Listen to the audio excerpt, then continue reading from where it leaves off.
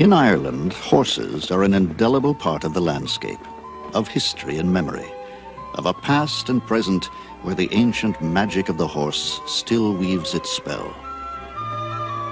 Their presence is pervasive, as if horses help to define what the Irish people are.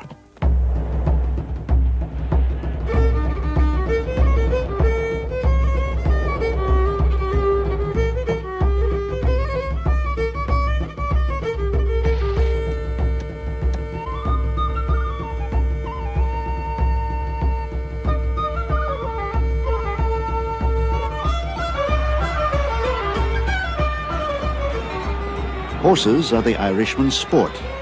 Ireland is the birthplace of steeplechasing.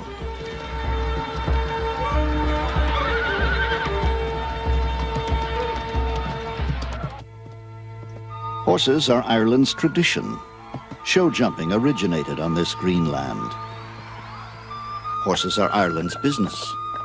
This is the Irish national stud. Horses are Ireland's pleasure. Here people still ride across fields and farms to the hounds, and thousands of families keep horses for recreation.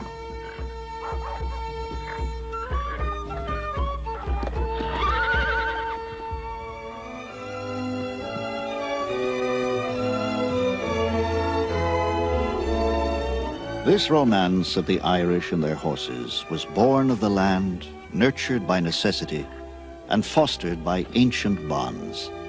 It is one of the oldest love stories on earth, the Ballad of the Irish Horse.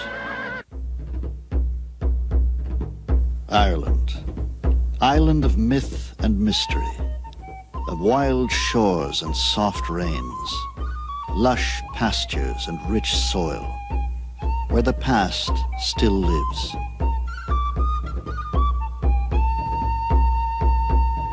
Even today, Ireland remains, as it has been for thousands of years, largely agricultural.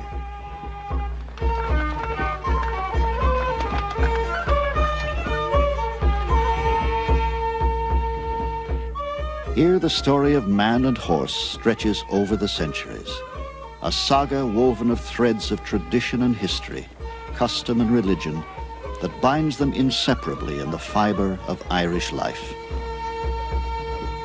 While the rest of Europe was transformed by the Industrial Revolution, Ireland remained essentially untouched and unchanged. Until only 40 years ago, most families in Ireland needed a horse to plow the fields through the week.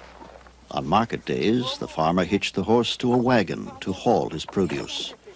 On Sundays, horse and wagon took the family to church. In remote areas of the West, the old Irish ways and language survive.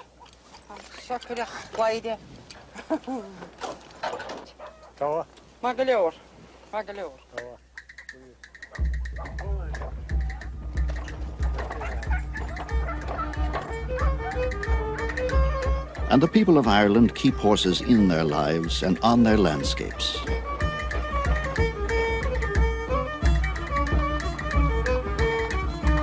Here, people still go to fairs at villages and country crossroads to buy and sell horses as they have for centuries.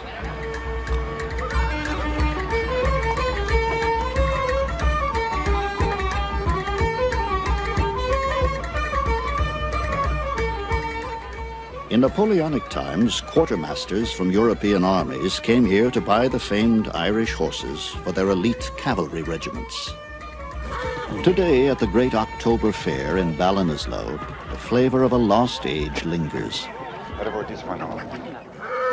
If she's there for £50, she's there, right? The trading is still punctuated by the slapping of hands. A middleman still brings buyer and seller together. And a bit of earth on the horse's hindquarters still shows that a bargain has been struck. Like his father and grandfather, John Daly is a horse breeder. He came to this fair with his father. Now he brings his son, Alan, knowing the boy will follow in his footsteps. And today he has come to buy Alan a pony. We'll go and see something else anyway. Come here, let us see them.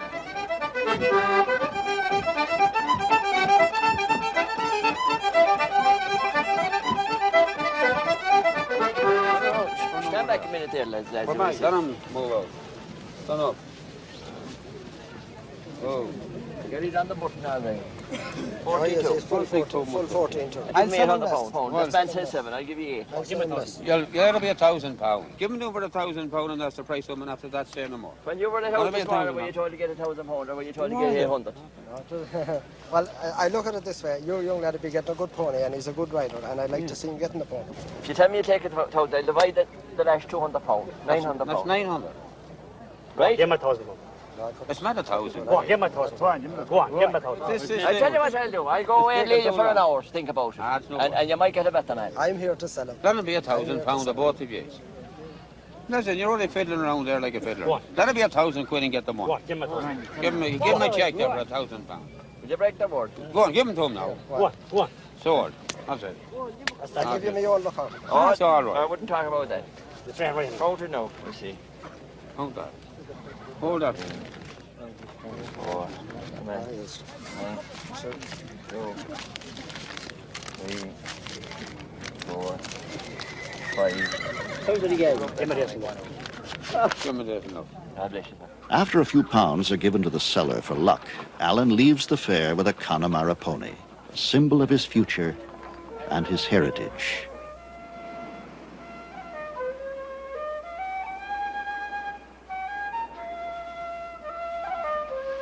Some 9,000 years ago, man made his way here, crossing a land bridge that once linked Scotland and Ireland. Horses arrived about 2000 BC, brought by Neolithic peoples who introduced their farming culture to this fertile land. The island's placid existence exploded around 500 BC as a wave of Celtic warriors invaded, their battle chariots drawn by hot-blooded horses.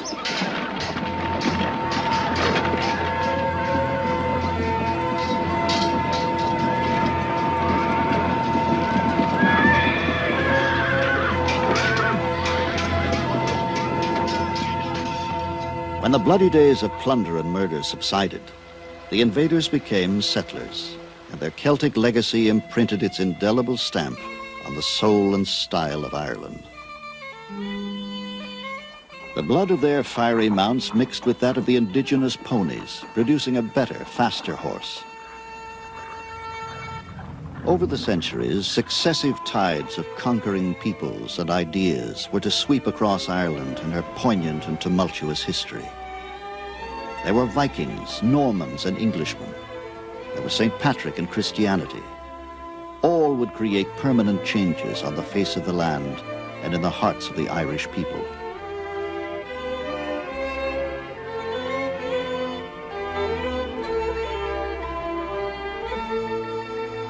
But certain things would never change.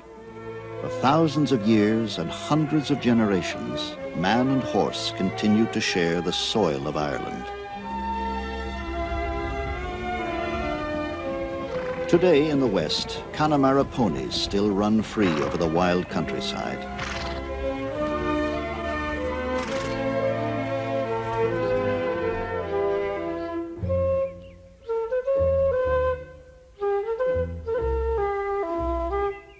Here at Loch Mask in County Mayo, John Daly has kept 2 stallions isolated on an island through the winter. The island is a short trip by boat from the lake shore and Daly's stud farm. Connemara ponies are in fact small horses, muscular and strong-boned. Perfectly adapted to the rugged western landscape, they retain the iron constitutions of wild horses, the ability to forage, the strength to survive on their own in an untamed wilderness. But now in spring, it is time to reunite the gray stallion with the mares. Come on, boy. Come on, boy. He's a boy. He's a boy. He's a good fella.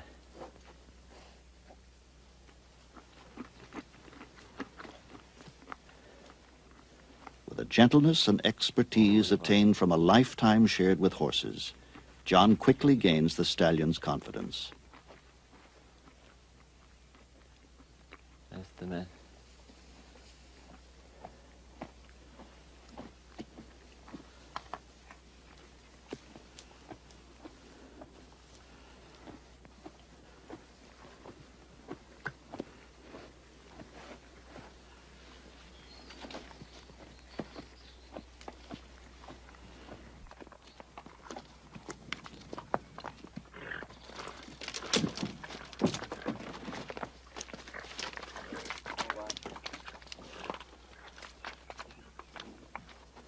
Tied up tight now with the lace. Underneath the side, right? Oh my.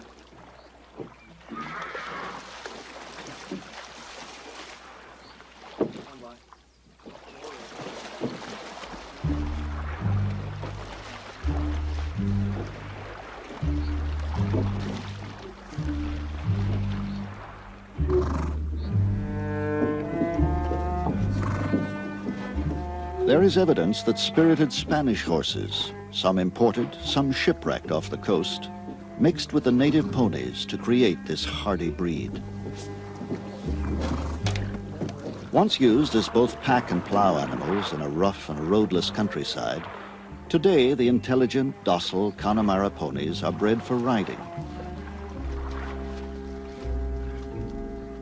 Daly will release the stallion with the herd, allowing him to mate with any of the mares that are in season.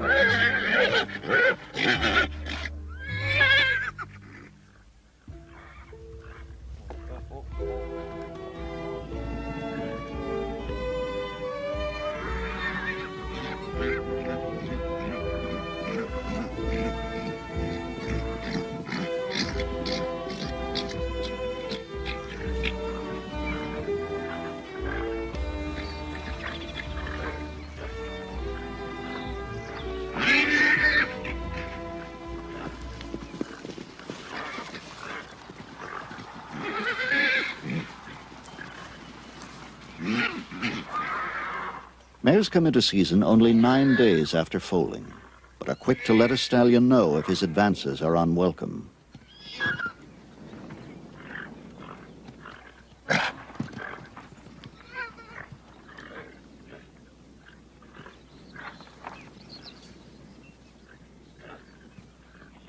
Her posture and stillness indicate this mare's receptiveness.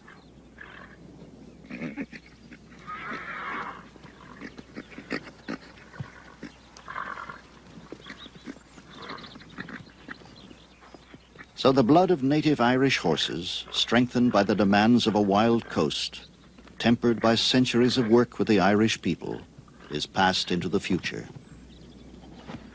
And if all goes well, in 11 months there will be a new foal in the Daly herd. At Tullara Castle in County Galway, Lady Anne Hempel began breeding Connemara ponies some 25 years ago. An avid rider from the age of 3, Lady Hempel wanted her children to share her lifelong enthusiasm. Her husband encouraged her to organize classes in horsemanship for the local children.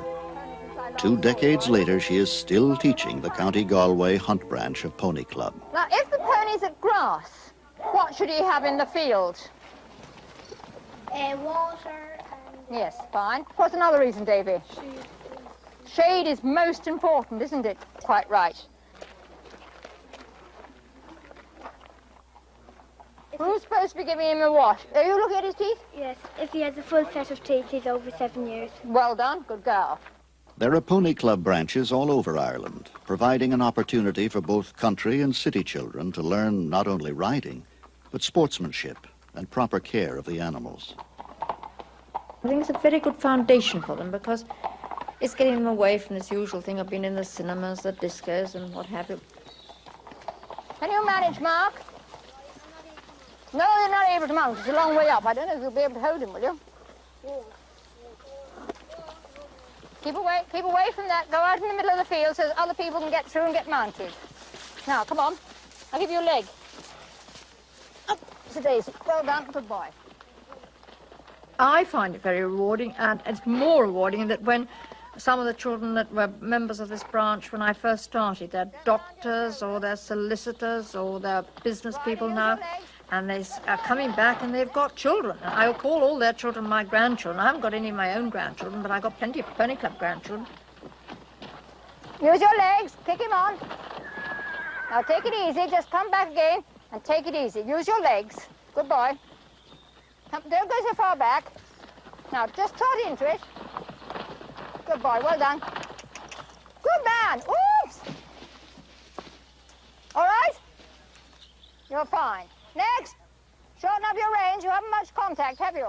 You're meant to be trotting. For a small branch, we produced the winning Pony Club Championship team has gone to England 3 times, which is quite something. I don't want any racing and I don't want anybody going into hospital. So for goodness sake, just take your ponies down. You can trot down across the field to the river.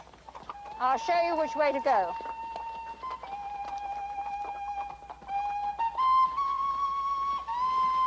I love seeing these children with their happy little faces, but it just gives me the greatest pleasure. So a keen horsewoman passes on the joy of riding.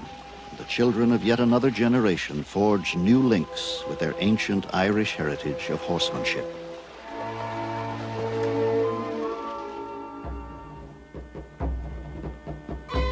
Racing horses was the Celts' favorite sport. This plain still bears the name Curragh, derived from their ancient word meaning a place where horse racing is held. All right, keep her going now till that next one. Living at the edge of the Curragh, the Hutchinson family retains the Celtic passion for horse racing. In the paddock behind their home, Caroline, age 15, is coached by her father, Pat. He was an amateur jockey. She dreams of becoming a professional. Hold it, that's all. That's all. Pony races are held throughout Ireland. Though the jockeys are young boys and girls, the betting is serious business, with part of the proceeds going to charity. 6 to 4. 6 to 4 to the end. The father had always had about 100 horses. And he was one of the biggest dealers in the country. He had a couple of thousand acres of land, and I used to ride all our own horses. And now, thank God, the kids are following on. Caroline is one of 4 Hutchinson daughters participating in this competitive world. One more. Mrs. Hutchinson is active too, but the pony races are a family affair, much like Little League Baseball. Some of Ireland's leading jockeys began their careers in the pony races.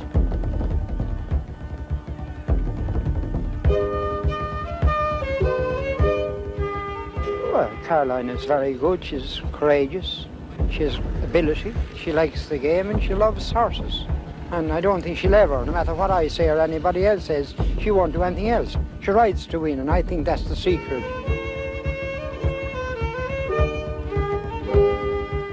I'd love to be a professional jockey when I get older. The biggest challenge for me, anyway, is that I'm a girl. I don't think race riding is wonderful for little girls, but they do like it. They love it. They live for it. They don't want to go to the disco. They want their pony. They want to be a sport. You're always thinking of where you are and thinking ahead of the next bend, whether it's sharp or how to ride the next bend, and especially if you're on a pony that's slow earlier on and comes on fast at the end.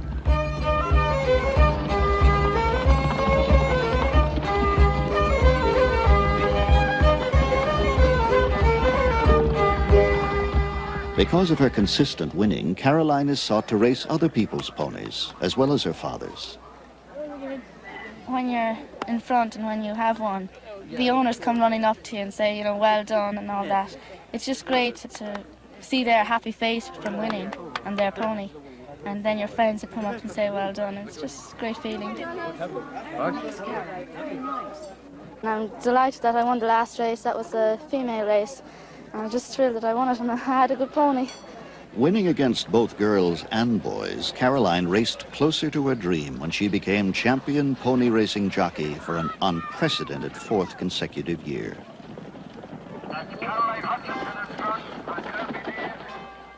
In 1752, with the steeples as starting and finishing points, a Mr. O'Callaghan raced a Mr. Blake from the church at Buttevant, jumping walls and fences, across farms and fields, to the church at Doneraile, thus running the first recorded steeplechase.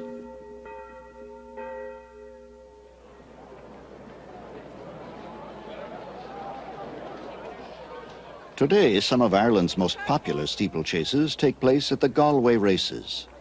Thousands gather daily to bet on the horses in this week of festivities held at the same time of year that the ancient Celts assembled to honor their god of horse racing. As I rode out through Galway town one day for recreation on the 17th of August, my mind was elevated. There were multitudes assembled from all corners of the nation. My eyes were all a dazzle and I going to see the races. It's the Galway races, you find good company.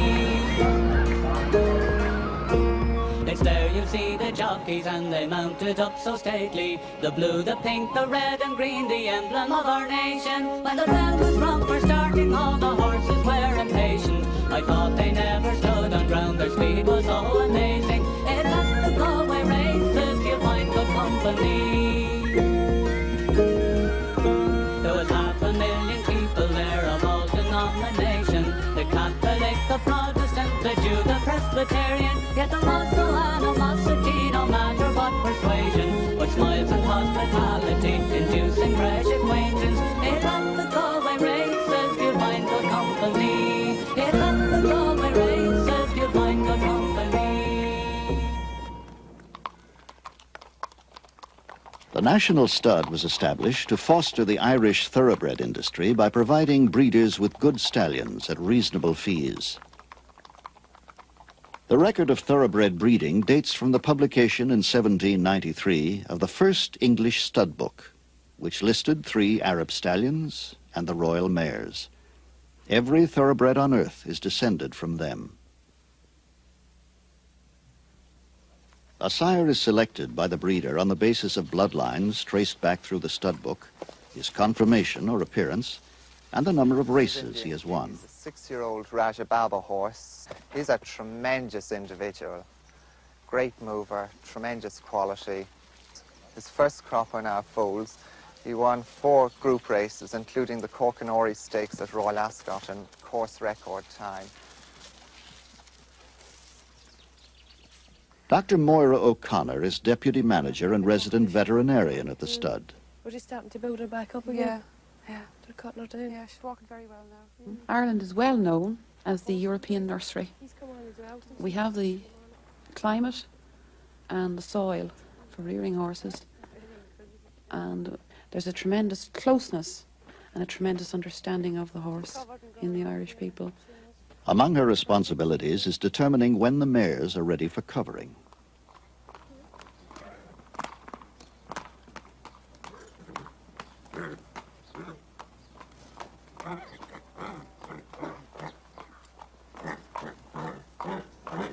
Every step of the procedure must be carefully monitored in the breeding of these delicate and valuable animals.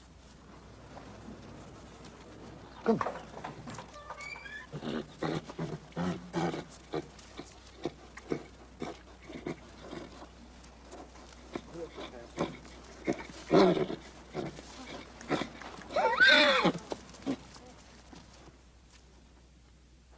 18 days after the covering, a sonogram is made by a visiting veterinarian and Dr. O'Connor.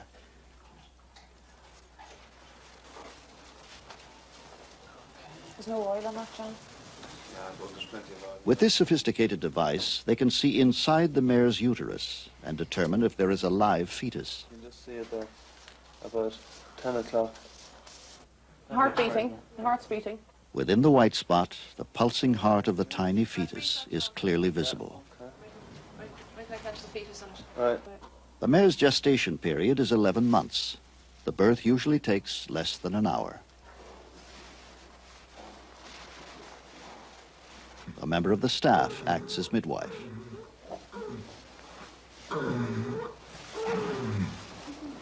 Yeah, that's her. Wow.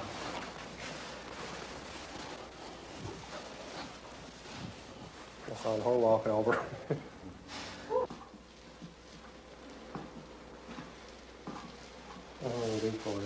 Yeah.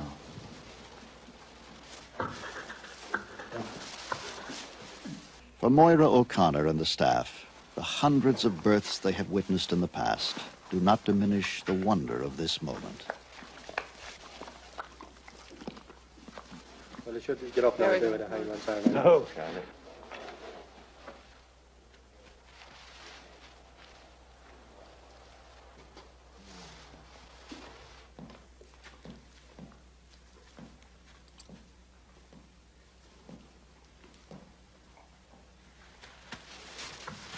Within the hour, the age-old instinct to stand and run with the herd is already stirring in the foal, and the fragile new life is given human help. Yeah, a lot of legs in. Just give him a lift up, like.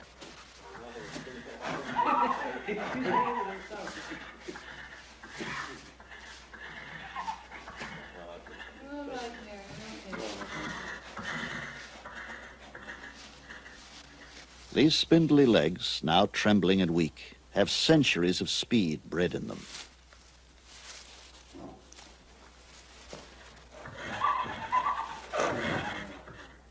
When they are 3 days old, healthy foals are ready to go outside. Each is examined daily. Those with special problems get special attention. Off you go. That's a baby. There's a baby. That's good. Okay. Come on. There's tremendous limestone in Ireland, and you get a tremendous amount of minerals coming through the grass to the horses. So you get very good bone development. And of course, racehorses need their legs. So you want good bone in a racehorse. Born to race, these foals carry within them the urge to run. Among these new lives, there are future champions, bred at the Irish National Stud to thunder home to victory on the racetracks of the world.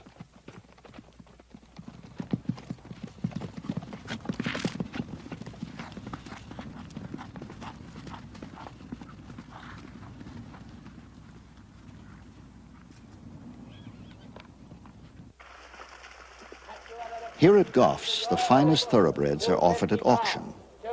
A yearling, still totally untried as a racehorse, may bring close to $1 million. At 260. At 260 anymore now, about $300,000. At 260. At 260. Had a time. At 260, the Troy Filly, but I sell it this time. Go 5 more if you want to. Millions are spent as buyers stake their money on the animal's pedigree and conformation.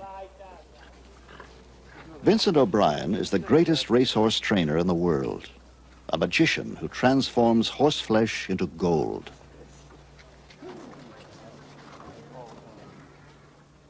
An international group of investors depends on his uncanny eye to select potential champions.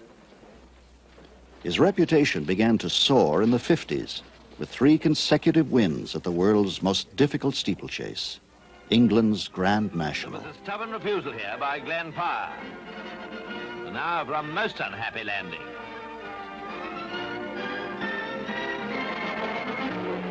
Those were the leaders at the 27th jump, but alas, this fence accounted for the gallant Sanju and Matuvu.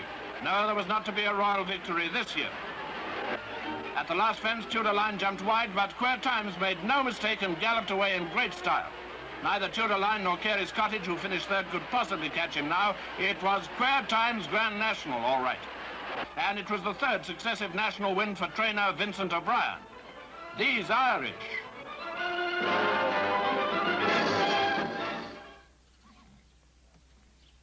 Triumphant of the classic races of steeplechasing, O'Brien next turned his wizardry to flat racing.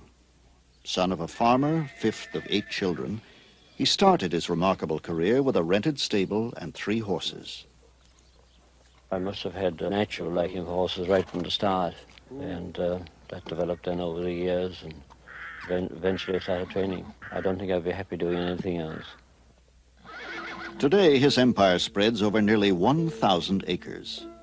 Ballydoyle is the world's finest private training facility, with magnificent barns, covered rides, gallops, each 14 furlongs in length, a 19th century Georgian home, a helicopter pad, and stables of thoroughbreds worth millions of dollars, all under tight security. O'Brien retains a percentage of every horse he trains. Among this season's crop of aristocrats are 7 sons of Nijinsky, 3 of Alleged, and 9 of Northern Dancer. O'Brien's extraordinary powers seem to spring from an almost magical ability to sense what each animal needs to develop and succeed.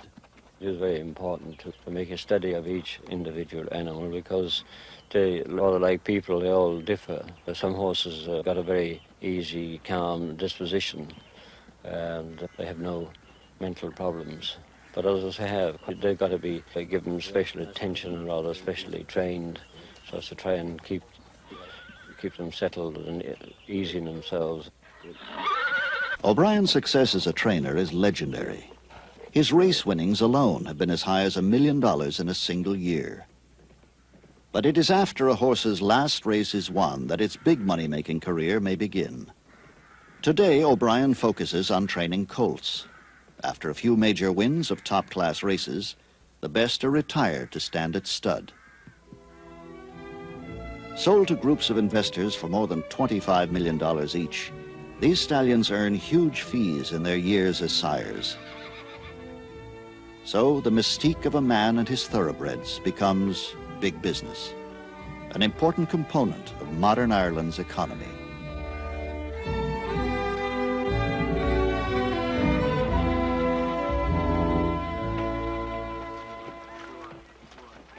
In the 18th century, Irish farmers began to breed tough, powerful work animals, able to pull both plough and cart. Today, the blood of the robust Irish draft horse mingles with that of the fiery thoroughbred to produce horses with the stamina needed for jumping and hunting. The hunt, as a gentlemanly pursuit, attained its present form and popularity in 18th century England and was brought here when Ireland was under English rule. Michael Dempsey is master of hounds of the world-famous Galway Blazers Hunt Club. Tempo, come on, giddy, go on, giddy. My grandfather was interested in, my father was interested in horses, and my uncle, they used to both hunt. At that time, you see, we used to do all the work with horses on the farm. There was no tractors. Once the exclusive province of the aristocracy, today the hunt's traditional style is enjoyed by thousands of ardent Irish riding enthusiasts. Get up together, get up together. Rick.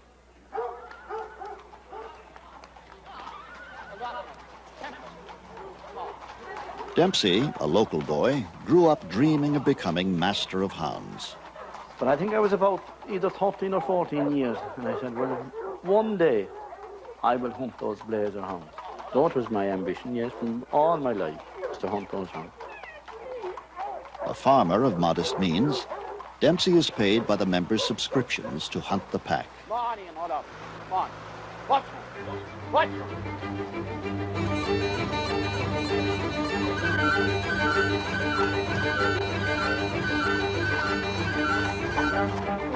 Oh, I love those hounds, and I know all them individually, and they all have a character, and they all are different, and I see them every day. To your very close friends.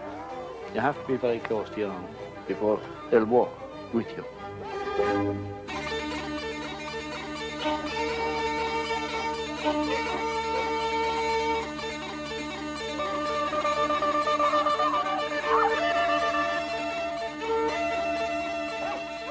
Farmers have long considered foxes to be vermin. Hounds were bred to scent the wild foxes that hid in fields and farms. Hunters riding to hounds followed on horseback, and so this sport evolved. And when you get out there and your pack of hounds going together and you hear their voice, that is the greatest feeling I know. And a good horse under you. And to be able to gallop right across the country behind them and they're really running on and speaking. I think it's the best thrill that anybody could ever get. I don't know what it does to you, that the voice of those hounds. It just gets your blood really up. The first fox of the day is scented and pursued.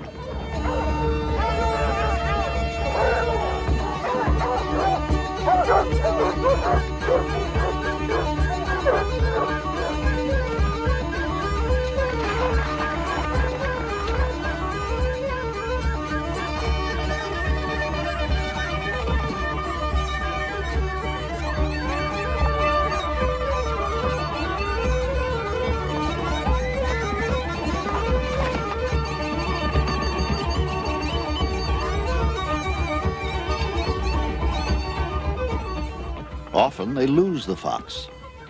Sometimes they lose their seat. And occasionally they lose their way. Get up again. One stone is not that. All right. You're afraid. Oh, off you go. Let him off. Well, where do I go? Go on, go up across there. Go on, you get on to them.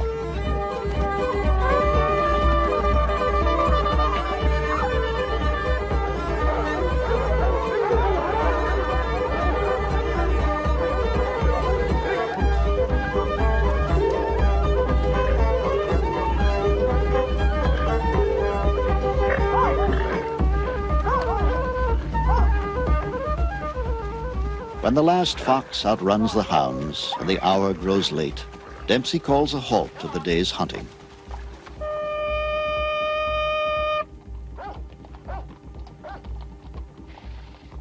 Home now. We go for the veal now after this. The hunters head for a traditional last stop, a pub called the Blazers.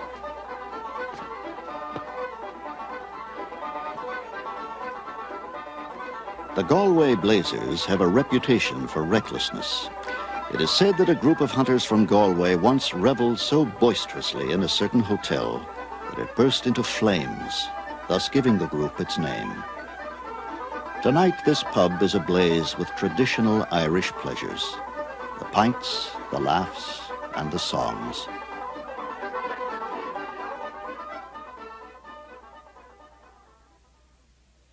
Every year, the town of Mill Street hosts international show jumping competitions.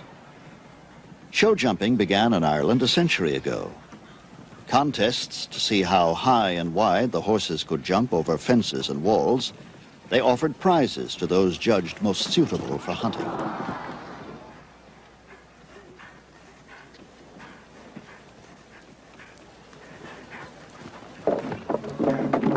This competition is called Carroll's Boomerang Finder.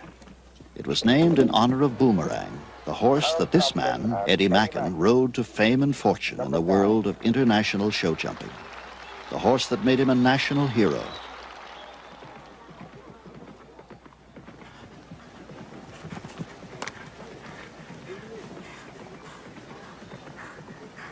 Mackin's great successes with Boomerang began in the mid-70s.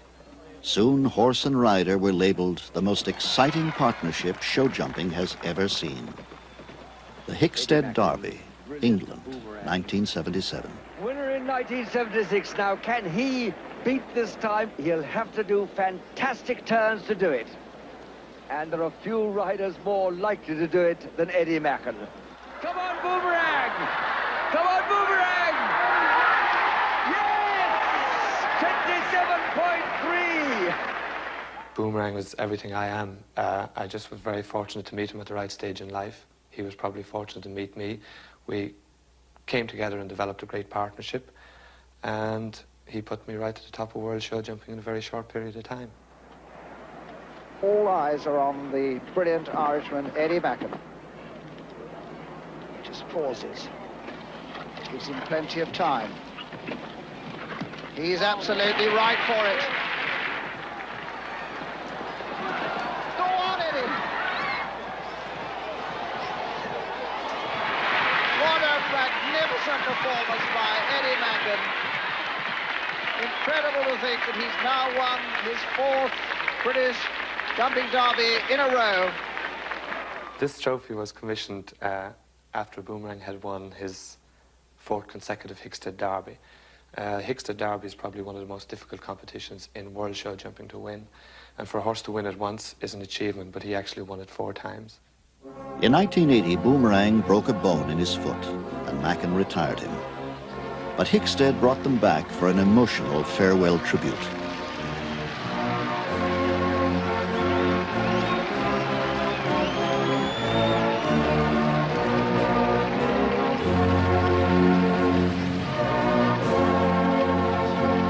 It was a sad moment for Eddie as they left the showgrounds for the last time. 3 years later, Boomerang's condition became so painful he had to be put down. He is buried on Mackin's farm. I'll never have a horse that'll mean as much as Boomerang. And the possibilities of ever finding one with as much talent are very, very slim indeed. The loss of Boomerang still haunts Macken's life. With his wife Suzanne, he searches for a horse with the unique talent and temperament to replace Boomerang. Okay. All right. All right.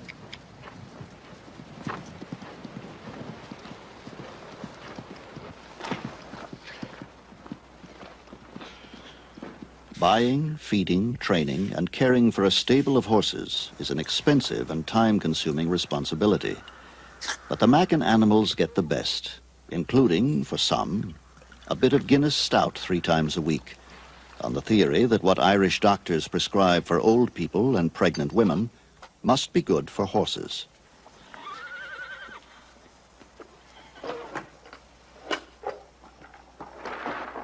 Youngest of 5 children, Macken is the son of a small-town butcher. You ready to go? Yeah, he's fine. Right home. Yeah, you want to leave him for me in the morning, I'll ride him. A superb natural rider, he has grown to be a trainer with a special feel and touch for a horse.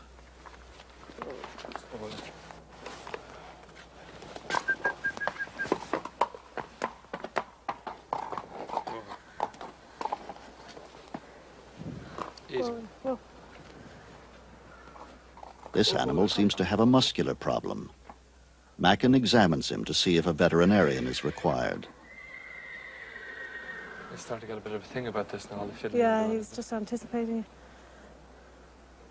He's very tight there still. Well, Robin's coming this afternoon again anyway, isn't he? He is, yeah. Can you now work that other hand on top of his hip to save yourself? Because there's definitely something catching in there. Yeah.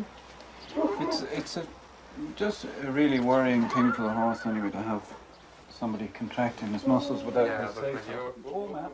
Eddie himself has acknowledged that a horse like Boomerang comes along only once in a lifetime. But together, he and Suzanne continue their quest, hoping to find, to create his next great show-jumping partner, and soften the loss of Boomerang, a gallant champion and noble friend. Tell you what it reminds me of. Remember that chestnut foal we bought at John V. Donoghue? Oh, do you remember? Yeah, it is actually. That was probably by Ronnie.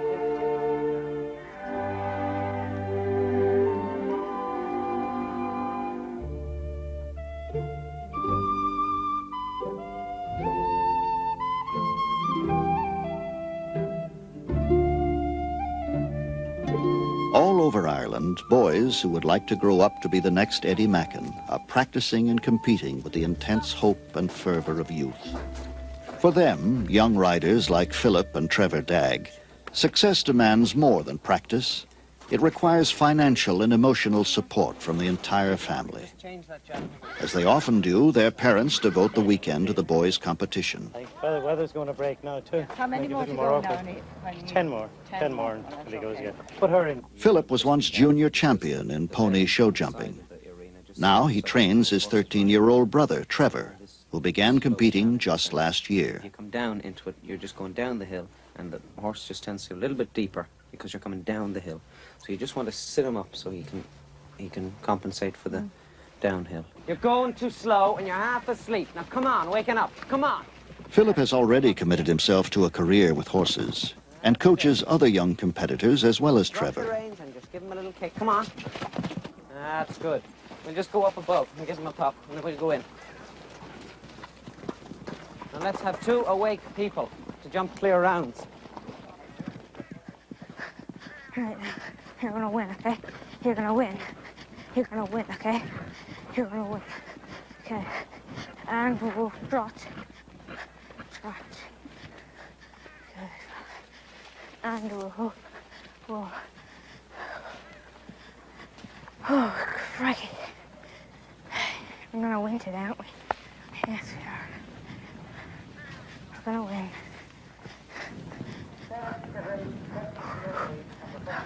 Go back and see Philip. Okay? Good lad. Every competition is an opportunity to grow in skill and experience. But in Ireland, all competitions are prelude to the most exciting challenge of the year, the Dublin Horse Show. Ireland's greatest horse show, it has been attracting champions for more than a century.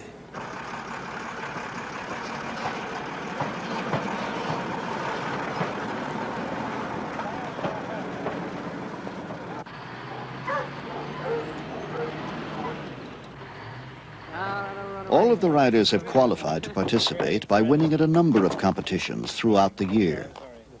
Is he not any horses jumping this evening? That's just the grade A have. Is he not? No.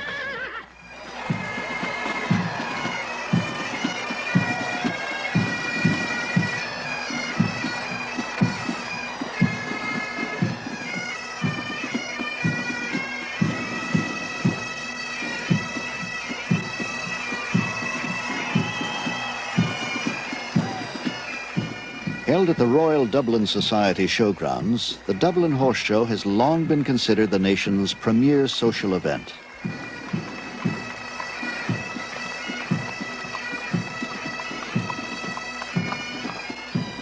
Enthusiasts from farms, villages, and cities across the country join international visitors as 1,000 horses and riders and teams from 5 nations stage 5 days of fierce competitions and showmanship.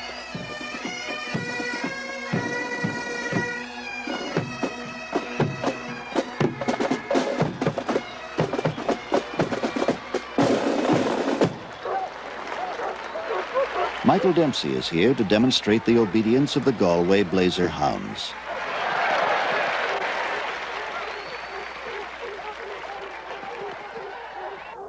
And Trevor Dagg has an opportunity to compete in the same arena used by the international teams. Last day and you'll be all right. Okay? Don't worry about it. It'll all go all right when you get out there, okay? Okay, we give him a pop. And this is George Dagg's Bo Bravo. To win the championship, Trevor must clear all the obstacles and jump the course in the shortest time.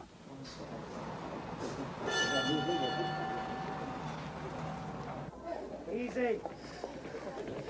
Oh, no. Whoa.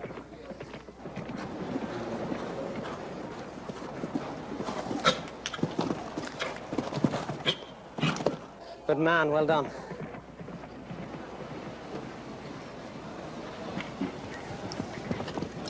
Oh, no. It's gone.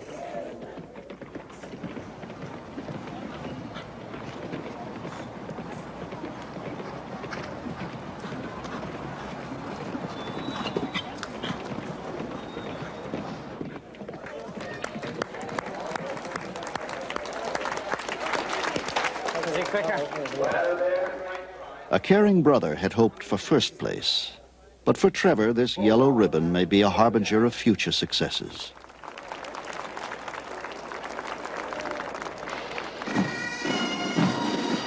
It was here that the world's first show jumping competitions were held.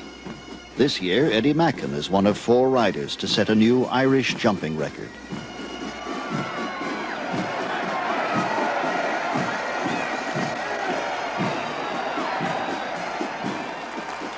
In this great yearly celebration of horses and horsemanship, the ancient spirit of the Irish people is aroused anew to stir and soar. Within each individual, the warmth of the age-old connection with the animal that has helped shape his nation's history is rekindled.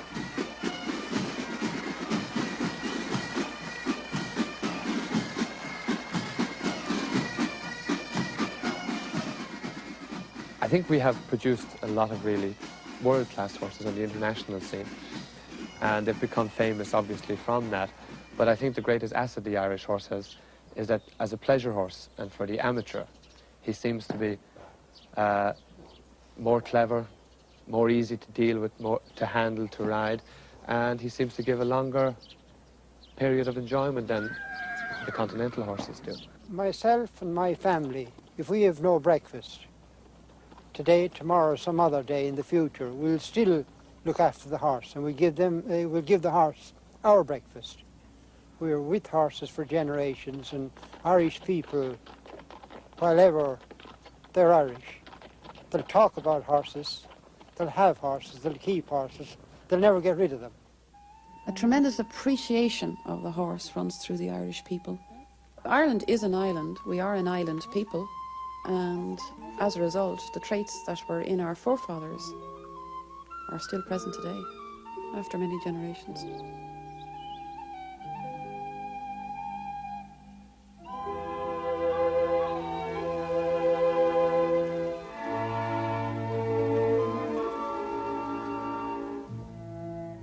In the quiet of the countryside, a new Connemara pony enters the world. Only minutes old, still weak and wobbly, he is born with the ability to stand alone, to survive in the lean land of the West. Within himself, he carries the strength of thousands of years on Irish soil.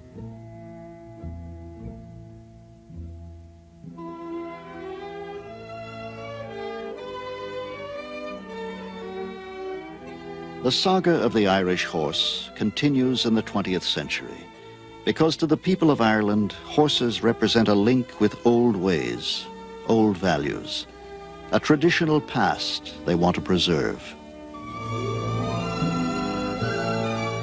So the children of Ireland grow up with these animals, each generation adding new chapters of challenge and hope, triumph and love to the timeless story that is the Ballad of the Irish Horse.